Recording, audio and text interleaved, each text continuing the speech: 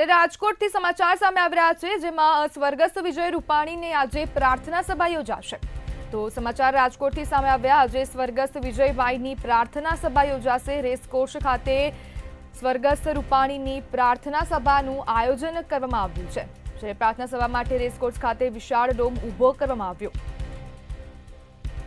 નગરજનો સહિત નેતાઓ અને કાર્યકરો ઉપસ્થિત રહેશે. જ્યારે ગઈકાલે વિજયભાઈ રૂપાણીની અંતિમ વિધિ કરવામાં આવી હતી અને અનેક સંસ્થાઓ અને આગેવાનો પણ ઉપસ્થિત રહેશે. જ્યારે આજે રેસકોર્સ ખાતે તેમની પ્રાર્થના સભાનું આયોજન કરવામાં આવ્યું છે.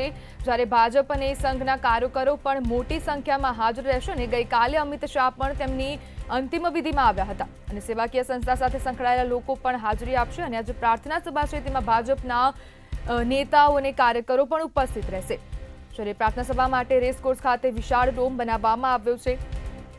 જ્યારે નગરજનો સહિત નેતાઓ અને કાર્યકરો ઉપસ્થિત રહેશે.